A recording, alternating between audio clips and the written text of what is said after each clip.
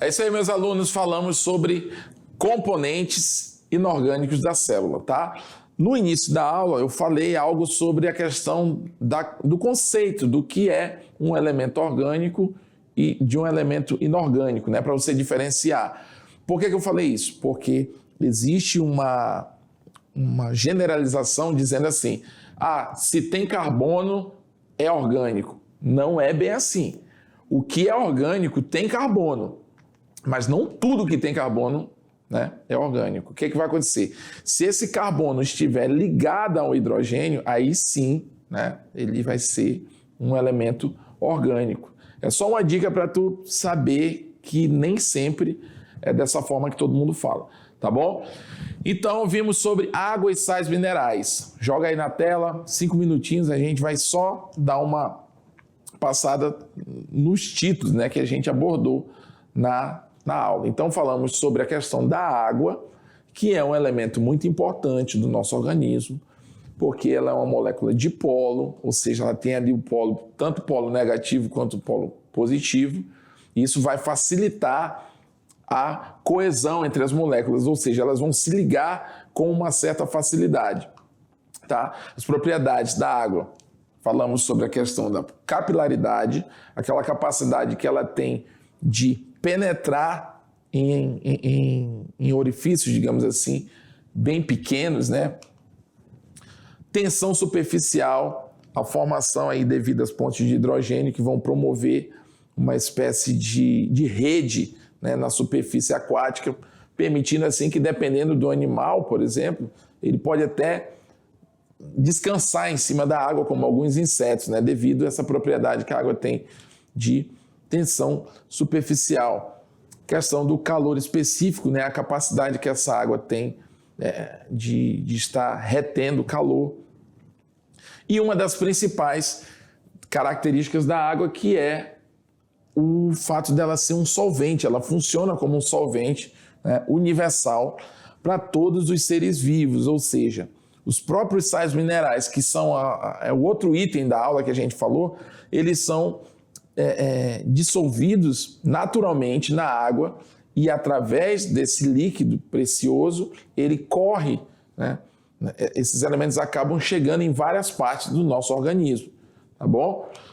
E na questão dos sais minerais, a gente viu aí alguns cátions.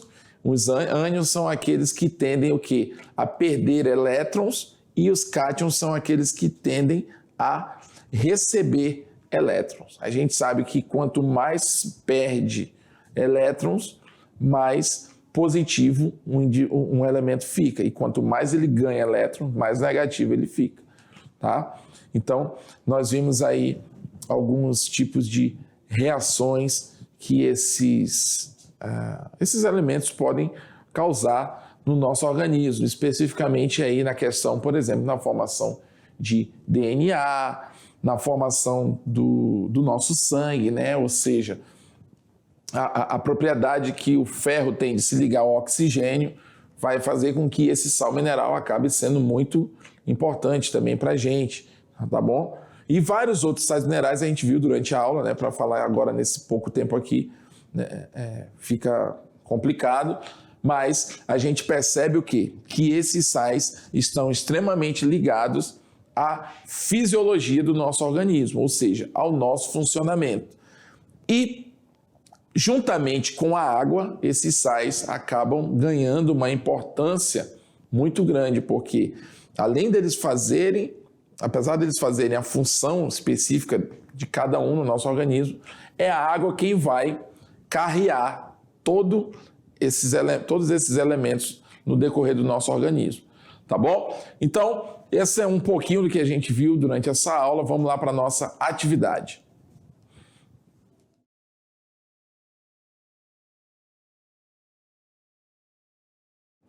Chegando agora então, voltando na nossa aula, essa é a parte final da aula número 13, já estamos na aula número 13, inclusive daqui, acho que a próxima aula, aqui umas aulazinhas para frente, já vem a nossa primeira avaliação, né? Espero que vocês estejam assim conseguindo acompanhar o que a gente está tentando explicar aqui para vocês. Eu confesso que essa parte celular é uma parte muito tranquila, eu gosto, eu gosto muito de falar sobre isso, né? Principalmente essa parte aí das funções, né, realizadas pelas células, eu acho muito bacana. Mas vamos lá, voltando para o nosso assunto aqui, joga a primeira questão na tela. Seria o quê? Então, questão 1. A água é a substância mais abundante em todos os seres vivos. No homem, representa cerca de 70% de sua massa. Considerando essa substância e suas propriedades estruturais, responda.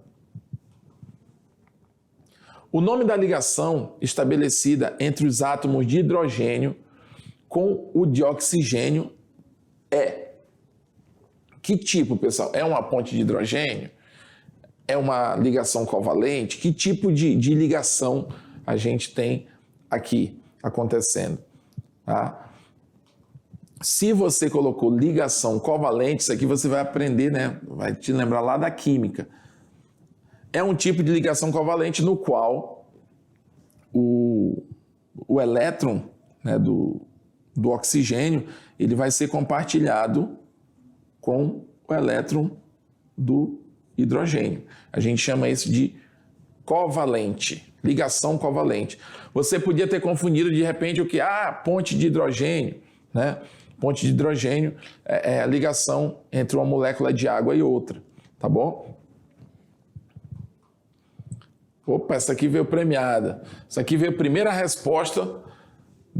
Veio primeira resposta do que a pergunta. É mole? A água é muito importante para os seres vivos, tanto de origem animal quanto vegetal, pois possibilita que ocorram reações químicas metabólicas. Qual das características da água que a torna um solvente universal? Antes da gente discutir essa resposta aqui, pessoal, uma coisa aqui importante que essa questão abre aqui para a gente falar.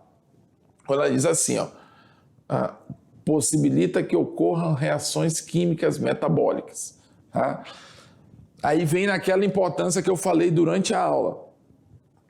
Lembra? É que eu uso palavras mais simples para vocês entenderem. Lembra que eu falei que a água ela possibilita o leva e traz dos elementos químicos dentro do nosso corpo? É justamente por isso. Essas reações químicas que ocorrem em determinadas regiões do nosso organismo, elas vão ser permitidas justamente por causa da presença da água. A água que leva esses elementos para os seus determinados destinos, tá bom? Mas enfim, qual das características da água que a tornam um solvente universal? A polaridade, tá? Ela explica a eficácia em separar partículas entre si, pois o caráter polar da água tende a diminuir as forças de atração dos íons encontrados em sais e em outros compostos iônicos, favorecendo a sua dissociação. Ou seja, essa capacidade que a água tem, né, de se ligar com as moléculas, acabam o quê? Diminuindo a força que essas moléculas têm, a força das ligações que essas moléculas têm na sua porção original. A gente viu durante a aula um exemplo, né, é como se fosse um cristal de sal sendo colocado dentro da água. A partir do momento que o sal ele é o cloreto de sódio, ele é a ligação entre o sódio e o cloro. Quando essa ligação, esse cristal entra em contato com a água faz com que a ligação entre o cloreto, né, o cloro e o sódio, eles enfraqueçam, causando a dissociação, que a gente chama justamente de... estão sendo dissolvidos ali pela água, tá bom? Então, mas enfim, a polaridade é o responsável por essa característica dela ser um solvente universal. Essa foi a questão 2. A capilaridade... Opa, de novo, tá? Complicou, Sam. O negócio tá vindo tudo de revestreio. Então, 3. Observe a figura abaixo, identifique a que propriedade de água se refere e dê o conceito da mesma, né? Durante a aula nós usamos essa figura justamente representando a propriedade que a água tem da capilaridade. O que seria a capilaridade? É a propriedade física dos líquidos, fazendo que os mesmos percorram espaços tubulares muito finos, tá? Ou de fluir através de corpos porosos causados pela tensão superficial. Esse exemplo aqui, especificamente, ele é um exemplo muito comum, assim, para você entender, né, a presença da capilaridade no nosso dia a dia. Você já deve ter se deparado aí na sua casa ou na casa de alguém com uma parede úmida, com mofo na parede. É justamente o quê? Pela infiltração. Essa infiltração ela vai ocorrer devido à capilaridade que a água tem, essa capacidade dela penetrar na parede. São espaços muito pequenos que vão permitir a chegada da água nesse local, fazendo com que esse ambiente fique úmido e essa mistura de umidade com temperaturas altas vai causar o aparecimento de mofos, né, que nada mais são do que fungos. Aí, se você for ver lá, características para proliferação de fungos, quintura e umidade. Por isso que geralmente os fungos se formam em situações de infiltração, tá bom? Agora, é claro, essa água que você está vendo aqui a gente está ilustrando para você perceber, mas não é fácil de você perceber esse fluxo de água dentro da parede. Ela vem acontecendo por vasos muito finos, né, e acabam danificando a estrutura. Questão 4. Assinale a alternativa que corresponda ao íon que faz parte da estrutura dos hormônios tiroxinas secretados pela tireoide dos vertebrados. Tá? Então, a tireoide é uma glândula que fica situada aqui na região do nosso pescoço, né? E ela é responsável aí pela produção de alguns hormônios que vão reger, digamos assim, a velocidade do nosso metabolismo. Então, ela é uma glândula muito importante, tá bom? Então, qual é, né, o sal mineral que está muito ligado a essa função, né, da produção desses hormônios? Seria o cálcio, o ferro, o iodo, o potássio, o sódio. Lembrando que todos esses sais minerais que estão aqui como opção nessa questão, pessoal, todos eles são muito importantes para a gente, tá bom? O problema é que nessa questão ela quer saber qual que tem a ver, né, que faz parte da estrutura dos hormônios que são secretados pela tireoide, tá bom? O ferro, ele tem muito a ver com a questão ali do sangue, né, transporte de oxigênio.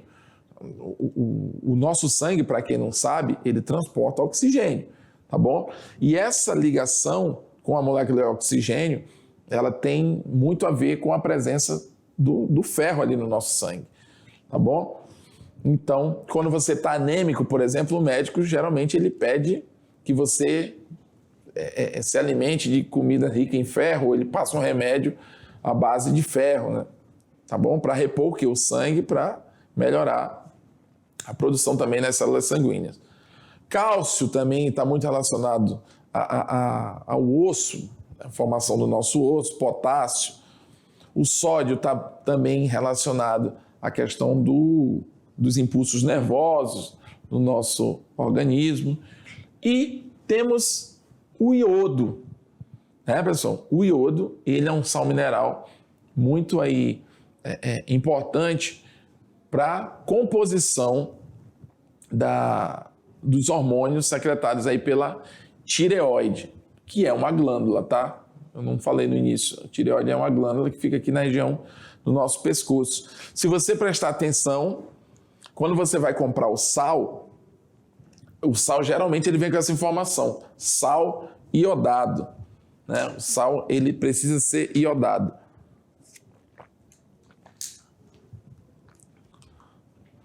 Se liga no Enem. Questão 5. A água apresenta propriedades físico-químicas que a colocam em posição de destaque como substância essencial à vida.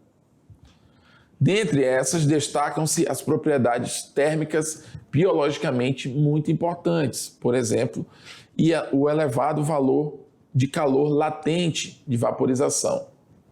Esse calor latente refere-se à quantidade de calor que deve ser adicionada a um líquido em seu ponto de ebulição, por unidade de massa, para convertê-lo em vapor na mesma temperatura, que no caso da água, é igual a 540 calorias por grama. A propriedade físico-química mencionada no texto confere à água a capacidade de servir como doador de elétrons no processo de fotossíntese, funcionar como regulador térmico para organismos vivos, agir como solvente universal nos tecidos animais e vegetais, transportar os íons de ferro e magnésio nos tecidos vegetais e funcionar como mantenedora do metabolismo nos organismos vivos. Ora, pessoal, se você prestar atenção direitinho, ela parece uma questão difícil, né?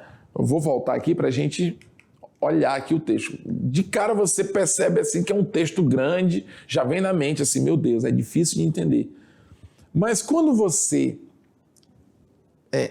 esmiuça, né, que você vai prestar atenção no cerne da questão, ela está botando aqui em questão aqui, ó, elevado valor de calor latente, vaporização, ou seja, já dá para sacar a que ela está se referindo. Ela está se referindo à temperatura, né? Calor, algo que remeta a isso.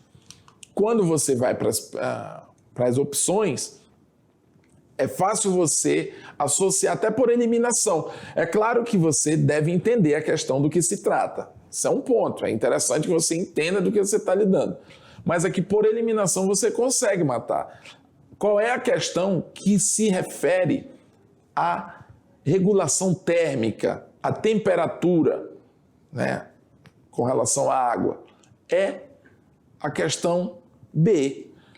Ela vai funcionar como um regulador térmico para os organismos vivos. Um exemplo disso, por exemplo, é aquilo que eu já falei para vocês sobre a questão do suor. Funciona como um regulador térmico ali naquele momento. O corpo está muito quente e ela vai, o organismo vai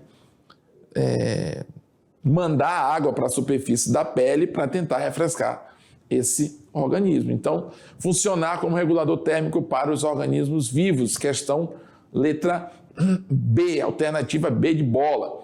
Tá bom, pessoal? Então, essa foi nossa atividade. Vamos ficando aqui. Essa foi a aula 13. Vem aí a 14. Vamos continuando aí com a nossa biologia. Vamos lá.